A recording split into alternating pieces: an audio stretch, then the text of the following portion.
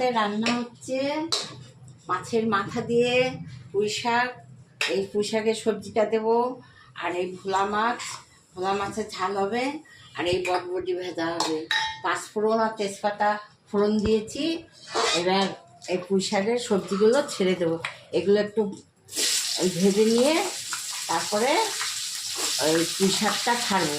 পুঁই শাকটা ছেড়ে তারপরে মাথাগুলো ছেড়ে দেবো। এবার সামান্য জল দিয়ে ঢাকা দিয়ে দেবো। তারপরে নামাবার আগে একটু মিষ্টি দিয়ে একটু আটার গুঁড়ো দিয়ে নাড়াচাড়া করে নামিয়ে দেবো। জিরে ফোড়ন দিয়েছি, আর এই মশলাটা করেছি আদা, জিরে, কাঁচা লঙ্কা, টমেটো পেস্ট করে। এবার এই মশলাটা ছেড়ে দিলাম।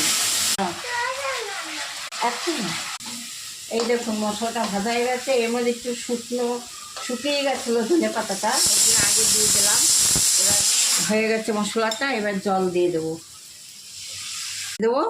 তারপর 5 মিনিট রাখবো।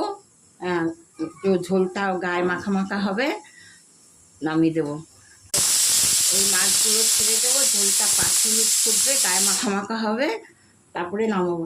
আপনাদের যে কারো পেটের সমস্যা থাকে, গ্যাস অম্বল, আপনারা এই জিরে আদা বাটা দিয়ে এভাবে খাবেন। পেঁয়াজ রসুন সর্ষে দিয়ে না খেয়ে এরকম খাবেন, দেখবেন কোনো অসুবিধা হবে না। বলে একটু ঝোল রাখছি, নাহলে মাখা মাখা করলে আরও ভালো লাগে।